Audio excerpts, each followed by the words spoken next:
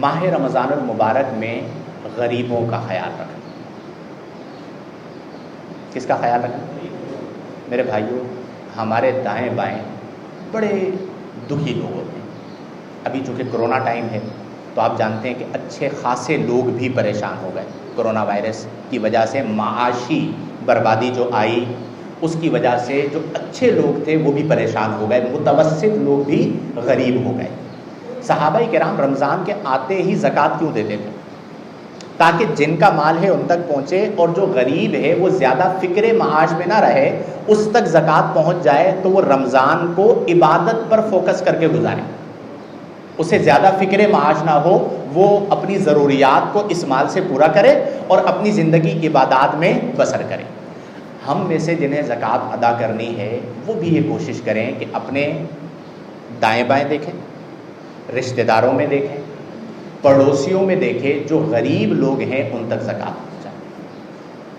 سفید پوش جو غریب ہوتا ہے نا، اگر آپ نے کبھی دکھی وقت گزارا ہو تو آپ اپنے اس وقت کو یاد کریں کہ جب میرے بچے بھوکے ہوں اور میں انہیں کھانا لا کر نہ دے سکوں. کبھی آپ وہ وقت یاد کریں جب آپ کے دسترخوان، میں نے الحمدللہ ایسا وقت دیکھا ہے کہ جب دسترخوان ہو افطار کا لیکن کھجور نہ ہو، بہن بھائی بیٹھے ہوں، ٹھیک ہے. کبھی ایسا بھی ہو کہ صرف پانی ہو افطار کے لیے، دل پر کیا گزرتی ہو. اس ماں سے پوچھیں کہ جب صبح سحری کے لیے، ہم تو روزے رکھتے ہیں سو جاتے ہیں، روزہ تو غریب کا ہوتا ہے کہ جو روزہ بھی رکھتا ہے دن بھر مزدوری بھی کرتا ہے.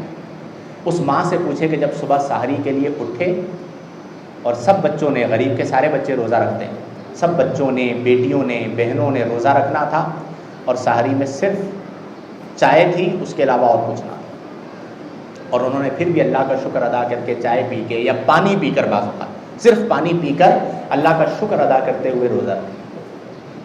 کیا ہمارا فرض نہیں بنتا ہم ان کی مدد کریں؟ کیونکہ غریب جو ہے نا، سفید پوش غریب، ڈھونڈیں ایسے لوگوں کو. جو لوگ آپ کے پاس نوکر ہے، آپ کی دکان پہ کام کرتے ہیں، آپ کے آفس میں کام کرتے ہیں، 20-25 ہزار روپے ان کی سیلری ہے، گزارا نہیں ہوتا آج کل کے دور میں. وہ جو آپ کے ساتھ کام کر رہا ہے، آپ کے پاس کام کر رہا ہے، آپ اس کا خیال کریں. میرے بھائیوں، دکھ اور یہ جو غربت کا دکھ ہوتا ہے یہ بہت تکلیف. ابھی میں کل یا پرسوں پڑھ رہا تھا، غالباً 2 بچے تھے، اس کے میاں بیوی تھے یا 3 بچے تھے، پنجاب کا یہ علاقہ تھا.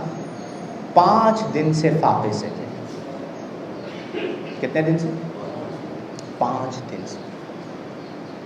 کرائے کا گھر تھا، مالک مکان کو کرایہ نہیں دے پائے تھے کئی مہینوں سے. اس نے کہا گھر خالی کرو. بجلی کا بل نہیں بھر پائے تھے، بجلی والے آ کے میٹر کاٹ کے چلے گئے.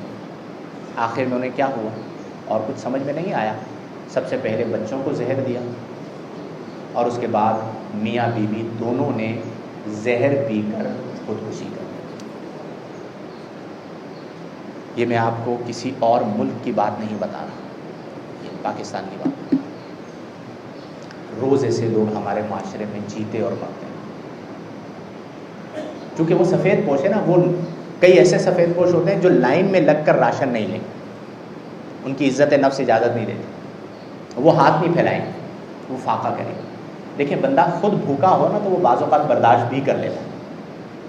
بچہ بھوکا ہو جس کا، دودھ کے لیے رو رہا ہو اور اس کے پاس دودھ خریدنے کے پیسے نہ ہو، گھر سے نکلا ہو کہ میں افطاری کے لیے کچھ لے کر جاؤں، اور جب افطاری کا وقت آ گیا، آدھا گھنٹہ رہ گیا، تو اس کے پاؤں گھر کی طرف نہیں اٹھ رہے کیونکہ بچے انتظار کر رہے ہوں گے کہ ابا فروٹ لے کر آئیں گے. ابا کے پاس تو پیسے نہیں. اس کا ایک ایک قدم کئی من وزنی ہو جاتا ہے کہ میں کیسے اپنے گھر کی طرف قدم اٹھاؤں. کئی بار وہ رو پڑتا ہے. تو میرے بھائیوں، ایسے لوگوں کا خیال کریں، ایسے غریبوں کا خیال رکھیں، ان تک اپنے مال کو ابھی سے. صحابہ کرام تو یہاں تک کیا کرتے تھے کہ مزید جتنا مال، اپنے خرچے کو جتنا کم کر سکتے اور ہم کم کر لیتے، اپنی خواہشات کو قربان کر دیں، اپنی جیب خرچی کو کم کر لیں کہ میرے سے 200 روپے بھی بچ جائیں جو میں ضائع کر رہا ہوں، یہ 200 روپے بھی میں رمضان میں کسی ایک شخص کو افطاری کروا دوں. ابھی سے کھجوریں خریدیں، ٹھیک ہے جی، کھجوریں خرید کر اپنے محلے میں، اپنے علاقے میں جن غریبوں کو آپ جانتے ہیں پورے رمضان کے لیے ان تک کھجوریں پہنچا دیں. کئی لوگ ہیں جو رمضان میں کھجور خریدنے کی استطاعت نہیں رکھتے. فروٹ، ایک عام آدمی آج کے دور میں فروٹ خریدنا اس کے لیے آسان کام ہے، کتنا مہنگا ہو گیا ہے فروٹ. تو اور کچھ نہیں کر سکتے، افطاری کے لیے فروٹ خریدیں تو اتنا خرید لیں کہ میں کسی کو دے بھی سکوں. دیکھیں میں اپنے بچپن کی بات کر رہا ہوں کہ ہمارے یہاں کیا ہوتا ہے کہ جب افطار لگتا تو امی جو ہمارے گھر میں افطار کا اہتمام ہے اس میں سے ایک پلیٹ بناتی، ٹھیک ہے، ساری چیزیں تھوڑی تھوڑی ڈالی اور برابر پڑوسی کو بھجوا دی. غریب گھر ہے وہاں پر بھجوا دی، ٹھیک ہے جی، لوگوں کو بھجوا دی. ان کے یہاں سے بھی آ جایا کرتا تھا. یہ ایک محبت ہوتی تھی اور ایک تقسیم ہوا کرتی تھی.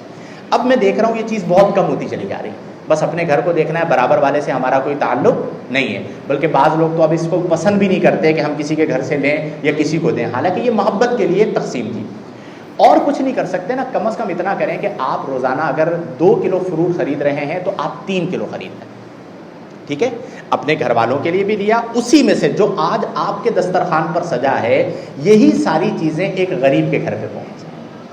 آپ سوچیں ایک غریب کا گھر ہے مثال کے طور پر، دسترخوان افطار کا لگا ہوا ہے اور کھانے کے لیے کچھ نہیں، ٹھیک ہے، اور آپ نے ایک اچھا سا تھال بنا کر جو ساری لوازمات تھے ان کے ساتھ اس غریب کے گھر پہ بھیجا اور انہوں نے دسترخوان پہ وہ تھال رکھا. اسے دیکھ کر اس غریب کے بچے خوش ہوں گے یا نہیں ہوں گے؟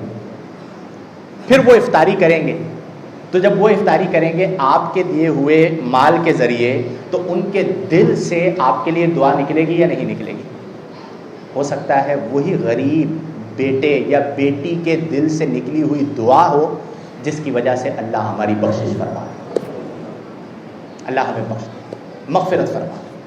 تو ان غریبوں کا خیال رکھیں، راشن کا اہتمام کریں، فقراء کا کہ درد میں ان کا ہاتھ بٹائیں، ان کے درد کا حصہ بنیں اور ان کا خیال رکھیں. تو تیسری بنیادی چیز یہ ہے کہ ہم نے اس رمضان غریبوں کا خاص خیال رکھنا ہے انشاءاللہ الجلیل.